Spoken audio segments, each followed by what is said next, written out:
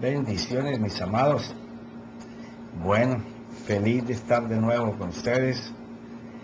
Estamos ya casi llegando a la conclusión de la mesa de los panes de la proposición, porque es donde más se ha abusado de la palabra,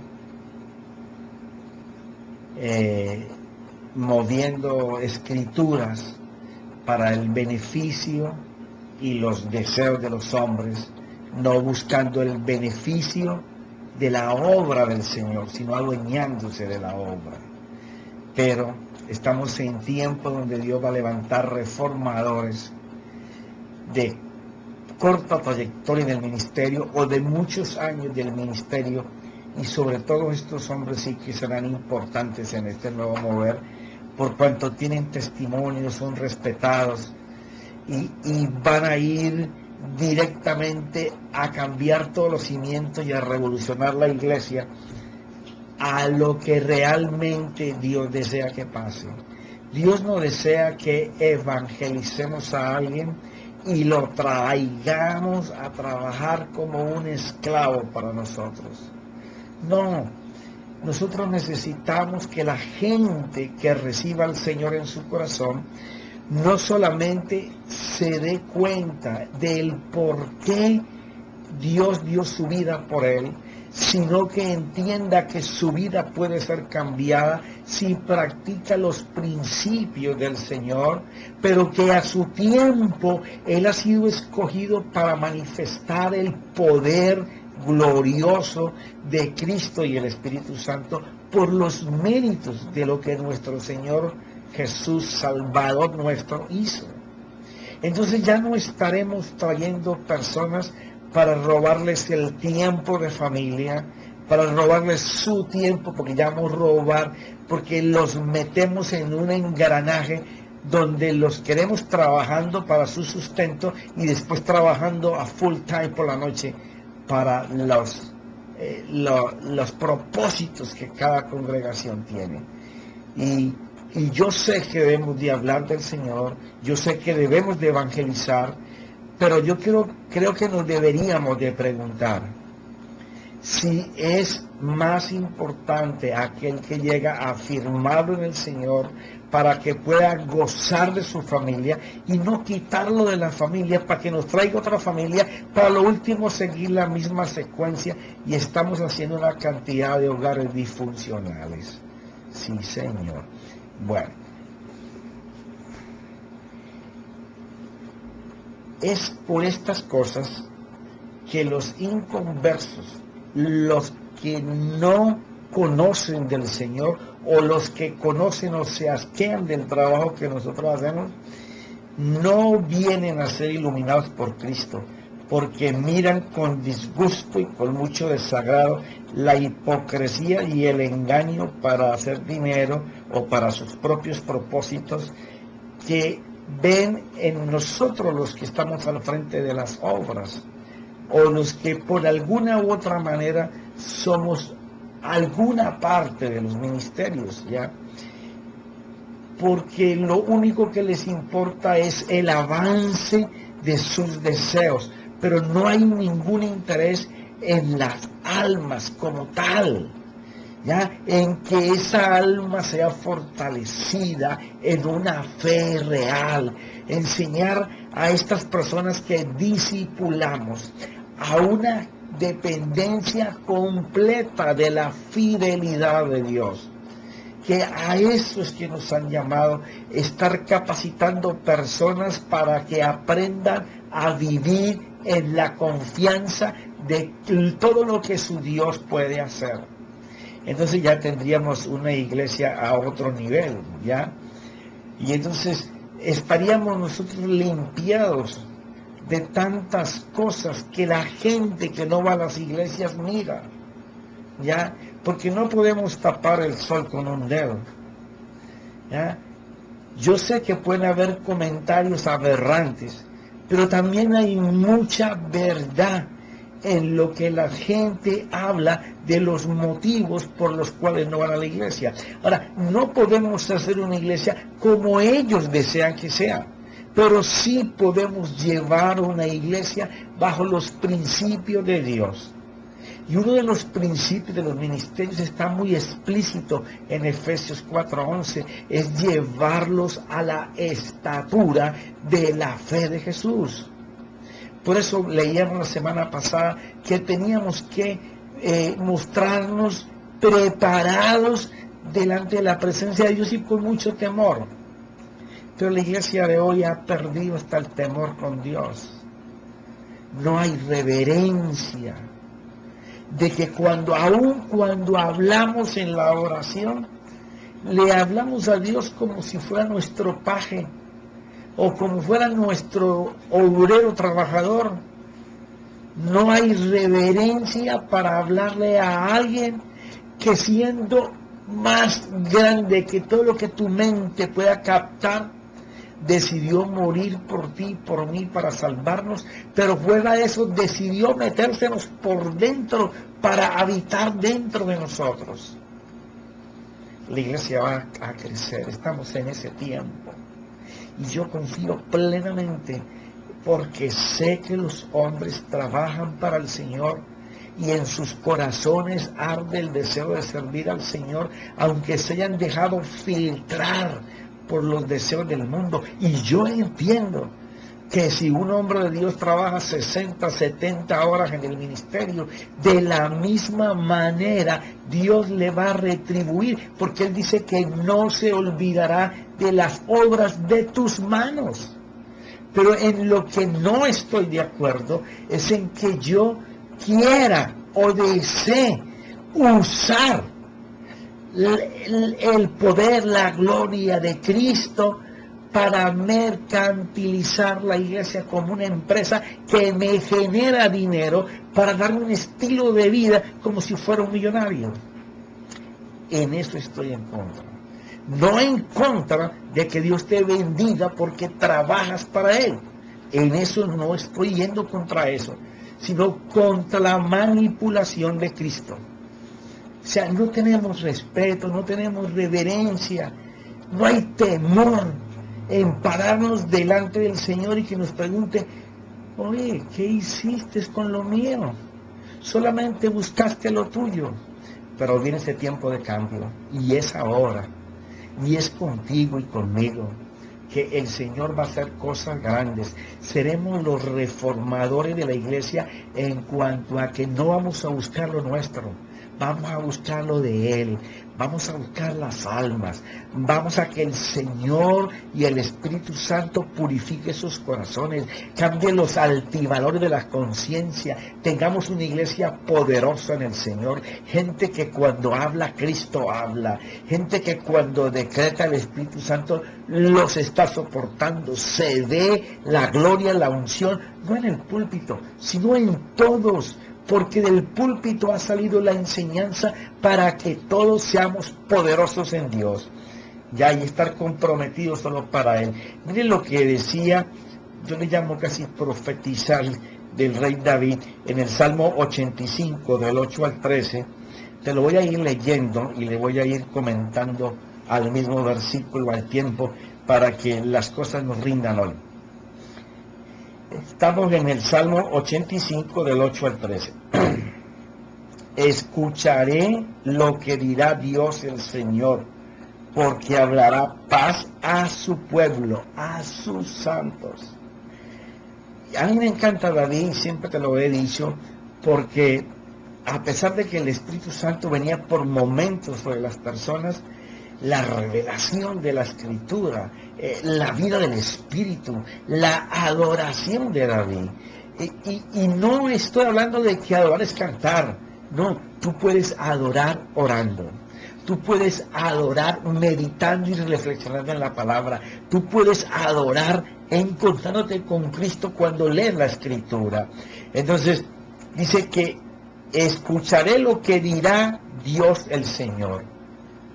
Estamos hablando de intimidad, algo que la iglesia perdió hace mucho rato. No es ir y separarse varias horas para alegar, hablar, discutir. Conozco de personas que van a hacer guerra espiritual todos los días matando al diablo, ¿Usted se imagina que nosotros pudiéramos matar al diablo si Dios, siendo todopoderoso, no lo ha matado? Sino que lo tiene sentenciado, lo tiene vencido bajo la palabra misma con la que Él produjo todo lo que vemos, ¿ya? Porque Cristo es el gobernador. Por una palabra se gobiernan las cosas. Entonces dice, a los que, a su pueblo, a sus santos, o sea, a los que son fieles al Señor.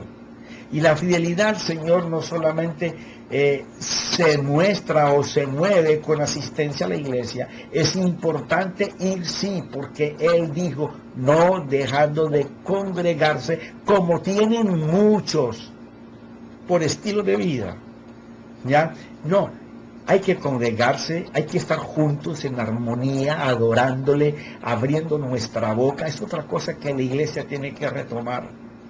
La iglesia tiene que entender que cuando va a su templo, donde se reúne la iglesia, tiene que aprender a abrir su boca para hablar y adorar a su Dios. Cuando la iglesia regrese a esa oración uniforme, de cada uno buscando hablarle y piropear a su Dios, vamos a ver muchas cosas. Pero que no se vuelvan ellos a la insensatez, o sea, a hacer locuras por ambición. O sea, el Señor desea en este tiempo que nosotros seamos muy sensatos. El apóstol Pablo hablaba de orar en el Espíritu, pero orar con entendimiento. Ya, el 9 dice, ciertamente cercana está su salvación para los que le temen. Esto es una palabra muy repetida en la Biblia, y no estoy hablando de tenerle miedo.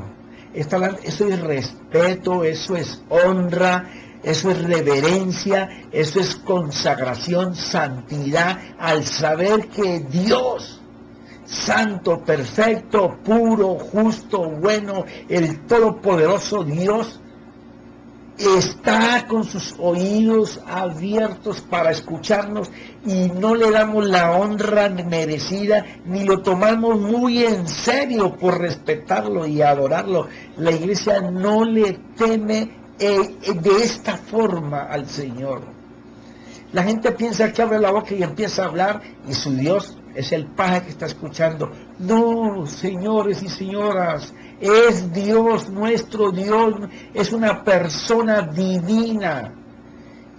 Por Él existimos, y todo lo que vemos existe por Él.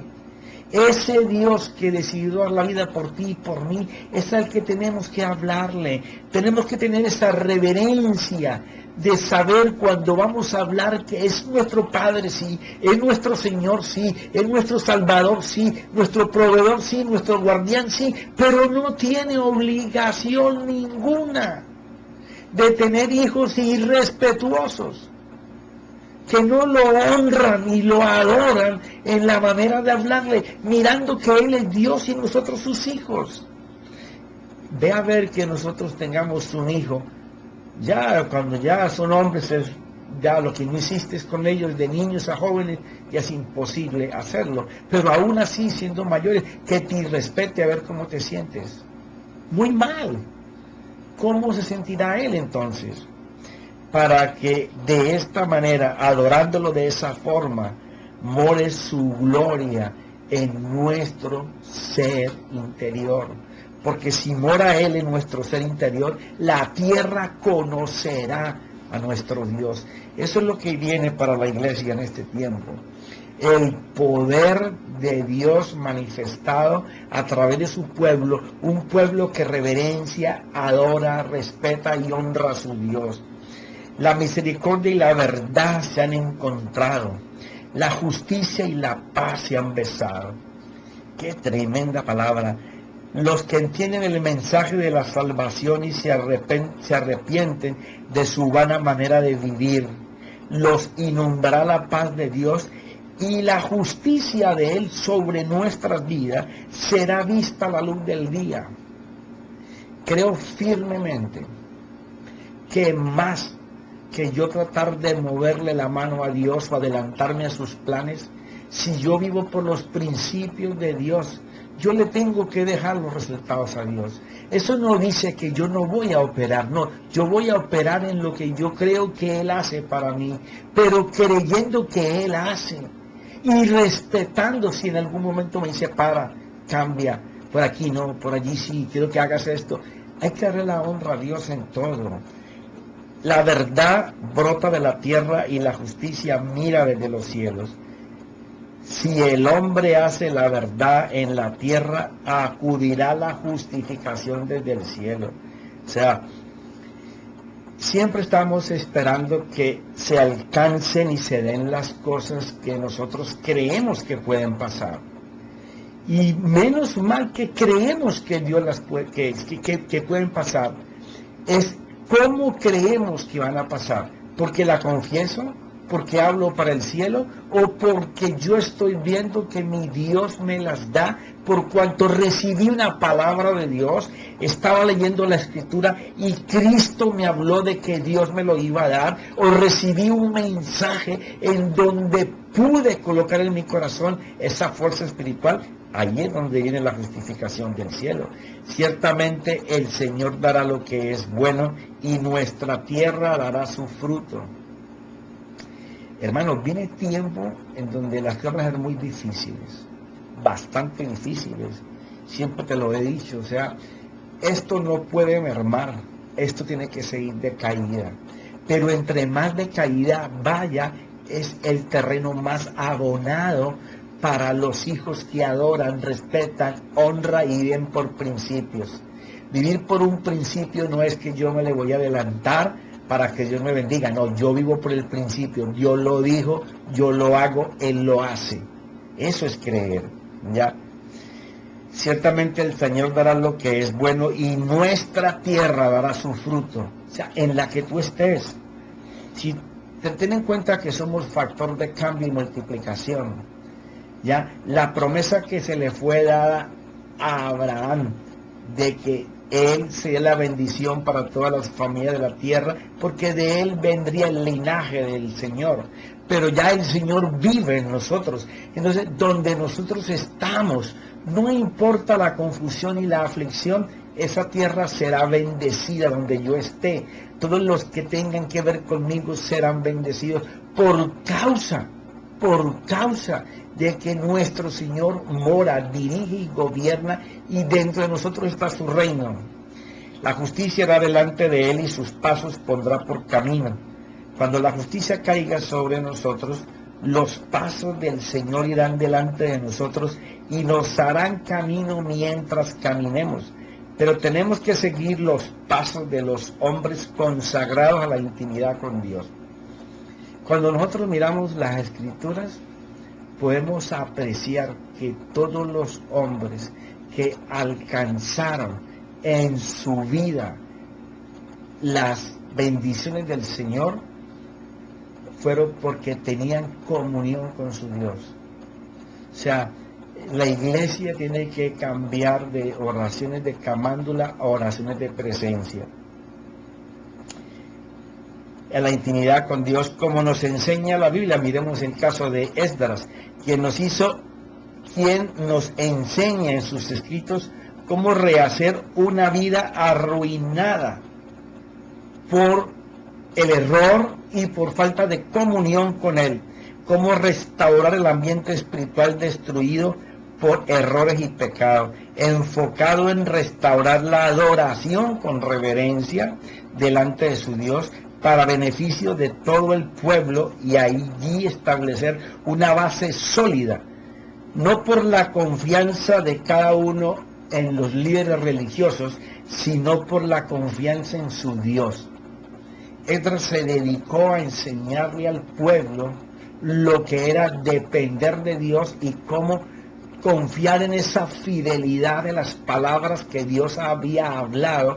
Porque cuando tú puedes creer en lo que Dios dijo y vivir seguro y caminar en tu diario vivir por lo que Dios hará, creyendo que Dios hace, todo cambia. el volver a empezar, labrar un nuevo comienzo, pero de su mano. Y para ello se dedicó a estudiar y meditar el servicio a la palabra para encontrar el cómo hacerla y poder practicarla al enseñarla a todo el pueblo. Y esto sí que es bien importante. Esto es algo que va a tomar mucha fuerza en los reformadores de la iglesia en este tiempo. Y no es que vayamos a reformar un evangelio diferente, no. Vamos a cambiar a la gente el querer confiar que porque ellos hablan, Dios hace, para llevarlos a que ellos hablen lo que ellos vean que Dios hace. Una dependencia completa de su Dios, ¿ya? Decidido a inquirir o ir más profundo al corazón de Dios, y sabía que si él lo podía hacer, Dios lo ayudaría aún en la búsqueda. Porque ese es el propósito de nuestro Dios, que hagamos su voluntad. Esdras capítulo 7, el versículo 9 al 10 dice: porque el primer día del mes primero comenzó a subir de Babilonia. Venían de estar prisioneros como esclavos. Y el primer día del mes quinto llegó a Jerusalén, pues la mano bondadosa de su Dios estaba sobre él. Ya que Esdras había dedicado su corazón a estudiar la ley del Señor y a practicarla. Porque aquí es donde está el detalle. No es cuánta información le damos a la iglesia de Escritura, es cuánta información la iglesia puede procesar y hacer. ¿Cómo nos va a hacer falta regresar a tener menos servicios en la semana, pero más capacitación de discipulado? Permitirle a la gente moverse en grupos pequeños, hablando como en las sinagogas lo hacían en aquel tiempo, por grupos pequeños, comentando la palabra que el padre de esa casa dio el domingo, mirando cómo hacer, cómo actuar, dependiendo lo que Dios habló por la boca de ese pastor. Las vidas van a ser cambiadas cuando practiquemos los principios que nos dan. Pero si atosigamos a la iglesia todos los días de mensajes, la iglesia es una biblioteca andante de teología. Cada hermano es un mundo lleno de palabras del Señor, pero sin conocer a ese Dios. A la iglesia le hace falta volver a practicar el sistema Jesús. Estudiemos los evangelios, cómo las palabras que él daba luego a solas se las explicaba a ellos. Eso es puro crecimiento y desarrollo según Deuteronomio. Dios lo ordenó a cada padre y será con cada hijo. Cuando usted puede seleccionar personas para manejar grupos pequeños y ellos puedan estar explorando la palabra que recibieron, porque entonces si no aceptamos eso, estamos diciendo que el mensaje que dimos el domingo fue del hombre, no fue de Dios. Pero si Dios habló, es porque Dios desea que esa palabra la hagamos. Entonces necesitamos entre grupos pequeños, porque en grupos grandes se vuelve un recreo, pero 8, 10, 12 personas que están como en un foro comentando el cómo hacer la palabra que Dios trajo en el púlpito el domingo. Entonces ya no habrá que hacer 3, 4 servicios en la mitad de la semana, porque los hermanos están creciendo, todo el mundo está trabajando. Allí viene la multiplicación que en tanto buscamos por esquemas humanos. Pero de esa manera es que se crece derecho de la mano del Señor. Ya que Esdras había dedicado su corazón a estudiar la ley del Señor y a practicarla y a enseñar sus estatutos y ordenanzas y cómo cumplirlos a Israel. De eso se trata, familia, de que cada principio que recibamos del Señor lo podamos hablar, lo pongamos en foro, podamos preguntar sobre eso, dar nuestras inquietudes que nos sean aclaradas y que nos digan el cómo hacerlo. Recuerda, la palabra siempre va a tener ley, mandamiento que explica esa ley y el precepto que es cómo hacer el mandamiento una realidad. De eso se trata, estudiar la palabra y meditar sobre ella. Cuando buscamos su voluntad hay esperanzas en medio de la depresión y la crisis, pues es Él quien crea esta confianza en medio de nuestro corazón cuando nos habla una palabra. Si recibimos un mensaje, y Dios trajo un mensaje para la iglesia a través de su Padre espiritual, de su pastor, de su apóstol, lo que sea, ¿cierto? Pues es muy meritorio que todos empiecen en la semana a trabajar con la palabra que Dios trajo para hacerla. Cuando tenemos esa palabra y nos dividimos para poder entender la palabra, el mandamiento y el precepto, vamos a vivir bajo principio de Dios. Prioridades erróneas producirán fracasos. Si Dios no ocupa el primer lugar en cada uno de nosotros, nunca obtendremos la verdadera victoria, porque plantaremos generosamente en todas las áreas de nuestra vida, pero las cosechas siempre serán escasas y terminará volviéndose nuestra tierra árida. No hay cosa más temible o tenaz que tú prepares una tierra para una planta cualquiera y estás esperando que lo que sembraste, el mango, naranja, limón, banano, no sé lo que te propongas sembrar, lo abonas, lo fumigas y lo siembras y comienza a morirse o en el tiempo a marchitarse y de pronto ya no hay nada y ni la tierra siquiera sirve para sembrar otra planta porque has intentado varias cosas y tampoco sirve. De eso es lo que tenemos que estar pendiente para que no nos pase. Si el altar de Dios se encuentra destruido y nuestras casas bien construidas, nuestra prioridad nunca fue Él. Y aquí tenemos una alegoría. Si nosotros estamos más preocupados por el bien material y no por el espiritual, entonces nosotros nunca hemos estado interesados en Dios, sino en las cosas que Dios da. Entonces nuestra prioridad nunca fue hablar con Dios y conocerle a Él, sino tenemos el Evangelio como una fórmula matemática para alcanzar bienes en la tierra. Eso es un error. Y el resultado de esto solo traerá depresión laboral y financiera, angustia a nuestro corazón, pero cuando pensamos en la nación que ha rechazado a Dios, en la cual vivimos, y el cómo trabajar para traerlos a Él, y aquí en esta parte de trabajo, yo creo firmemente que una iglesia capacitada en discipuladores, discipula en la calle, discipula en su casa, discipula a los vecinos. El problema es que enseñamos a la iglesia que hay que traerlos encadenados y amarrados a la iglesia y un mensaje los va a cambiar. Pero lo que me enseña la Biblia a mí en Hechos es que el tratamiento cara a cara, face to face, es lo que hacía que el Señor pudiera sumar almas a la iglesia. Y cuando hablo de que el Señor pudiera, es que Él se ve impedido porque nosotros le estorbamos el crecimiento, tratando de hacer cosas a nuestra forma, ¿ya? ¿Cómo traerlos a Él? Renacerán las esperanzas divinas y nuestro Dios intervendrá a favor de ellas por amor a sus hijos y por amor al llamado que nos ha hecho.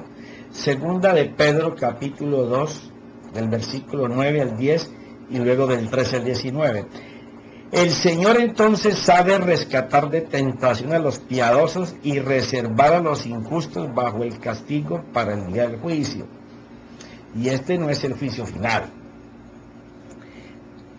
En los tiempos que estamos, por amor a sus escogidos para salvación, los que han de creer en el Evangelio de verdad, el que enseña la fe real, Dios defenderá hasta de las tentaciones a los piadosos, a los consagrados a su servicio, pero castigará a los que se portan de manera diferente, a los injustos.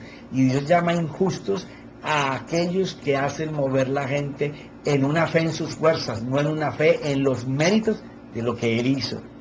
Especialmente a los que andan tras la carne en sus deseos corrompidos y desprecian la autoridad. Atrevidos y obstinados, no tiemblan cuando blasfeman de las majestades angelicales.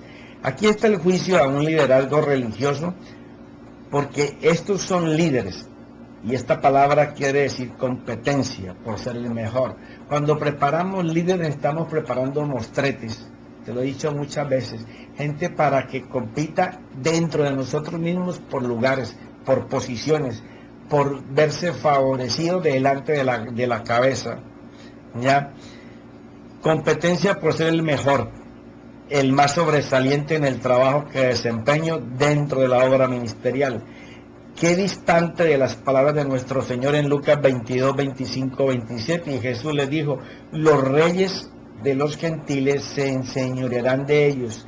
Quiere decir, entre los paganos, los que gobiernan tratan con tiranía a sus súbditos. Y los que tienen autoridad sobre ellos son llamados bienhechores. O sea, y a los que colocan como jefes se hacen pasar por amigos del pueblo solo para sacar ventaja de ellos. Esa es la comparación que está haciendo el Señor. Pero no es así con vosotros. Antes, el mayor entre vosotros hágase el menor, y el que dirige como el que sirve. Y aquí sí tengo que detenerme un poco. Cuando hablamos de el liderazgo de la iglesia, palabra que no me gusta utilizar, porque si acostumbráramos a hablar de los servidores, la gente que sirve, ya los estaríamos titulando para que son llamados, ¿ya? Es impresionante, la gente no quiere servir, la gente quiere liderar.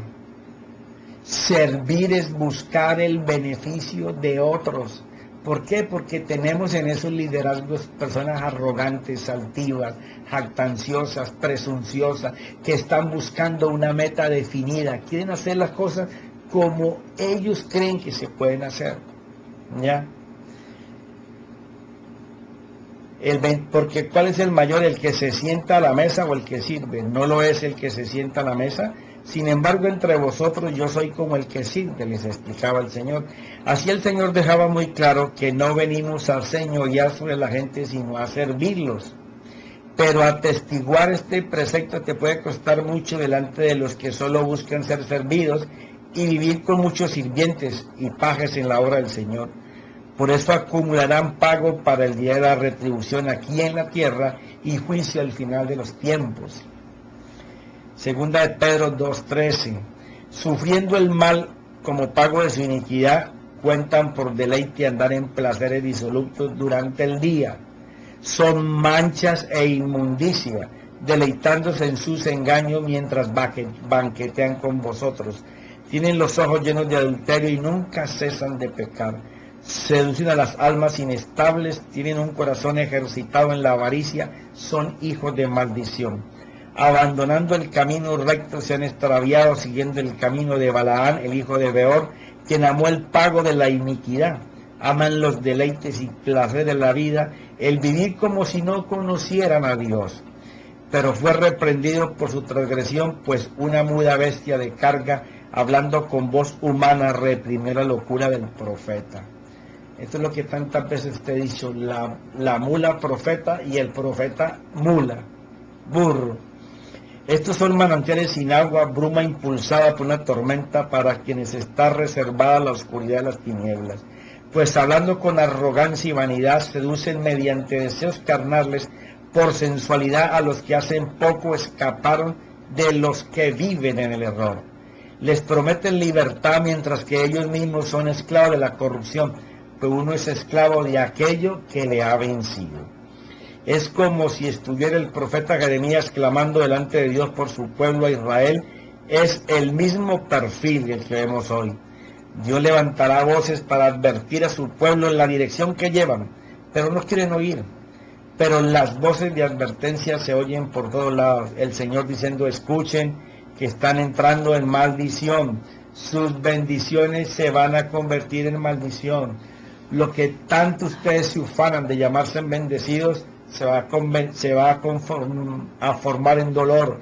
Les he advertido de todas las formas que me hicieran caso, y desde entonces hasta ahora se los he seguido advirtiendo, pero no me hicieron caso ni me obedecieron, sino que tercamente se dejaron llevar por las malas inclinaciones de su corazón. No han querido cumplir los términos del estado de gracia en los méritos de mi Hijo Jesucristo. Por tal motivo les he enviado toda clase de maldición y tribulación aquí en la tierra, porque rompiste mi pacto de gracia por ir detrás de tus deseos malos. Y si no te arrepientes hoy, tu meta final será el infierno. Pues yo te planté para que fueras una nación de sacerdotes para mí, su Dios.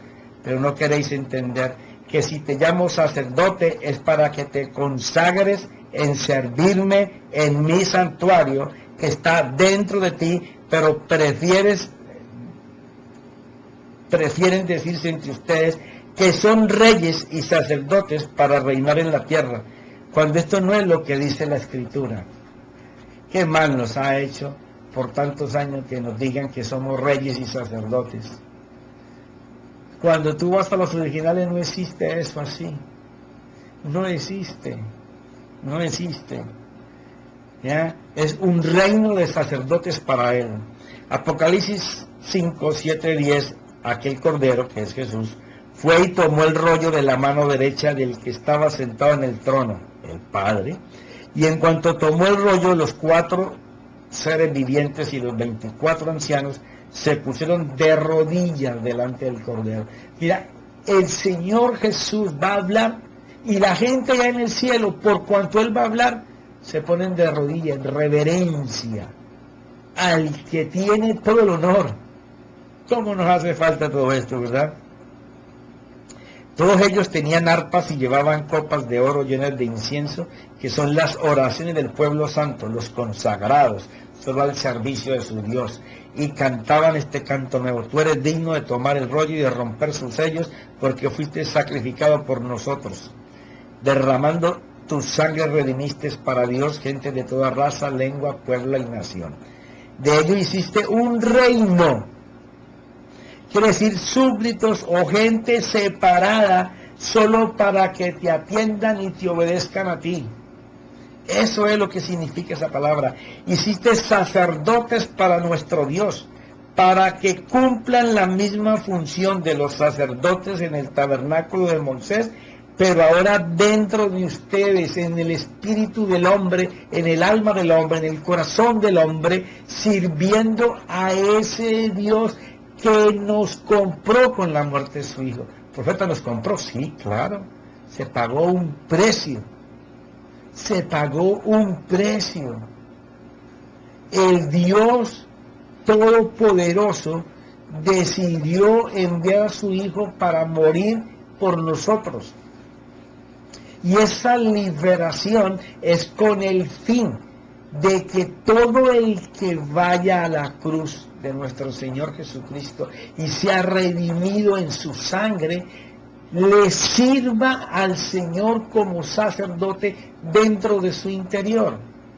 Por eso todos los versículos anteriores del tabernáculo de Moisés hacíamos tanto énfasis en la labor del sumo sacerdote dentro del lugar santo y el santísimo, ¿ya? Para que cumplan la misma función de los sacerdotes en el tabernáculo de Moisés, pero ahora dentro de ustedes. Y reinarán sobre la tierra. Esto está en un futuro. Está hecho para nuestro futuro. Y para el final de todos los tiempos, cuando todo sea hecho nuevo, también reinaremos. Qué diferente sería todo si nosotros pudiéramos entender que Dios desea darle a su pueblo salvación ahora. Y la palabra salvación ahora no es de la palabra soteria, que es para salvación eterna, es de souso. Dios desea que ahora, en medio de las dificultades, de las tribulaciones, de las aflicciones que el mundo sufre, porque no va a mermar, está escrito en Apocalipsis del 13, capítulo 13 al 17. Tiene que caer la economía mundial, la religión mundial tiene que caer, porque el anticristo vendrá para imponer un gobierno tanto en lo económico como en lo religioso, una sola forma. Pero hay una iglesia que antes de que eso llegue va a enseñarle al mundo que hay salvación, que Dios vaya a usar todas las fuerzas que desencadene la naturaleza o las mismas que el hombre pueda causar para hacer que todos podamos mirar a la cruz, clamar a nuestro Señor, sentir la necesidad de ser cubiertos por su sangre y liberados para la eternidad. Pero Dios también desea enseñar que siguiéndolo a Él será luz en nuestro camino, desaparecerá el tropiezo, vendrán nuevos tropiezos, pero cada vez los venceremos, porque si nosotros estamos en Él, dejémosle a Él la responsabilidad de nuestros días. Si yo estoy caminando por principios, obedeciendo principios y sobre todo muy atento del tiempo profético que estamos viviendo para buscar los deseos de Él hoy, no solo para mí, para mis hermanos, pero no solo para mis hermanos, para los que no son mis hermanos hoy, pero que Dios en su predestinación, en su presciencia, sabe que son hijos y yo no los conozco, pero son hermanos, los cuales necesitan escuchar el plan de la salvación.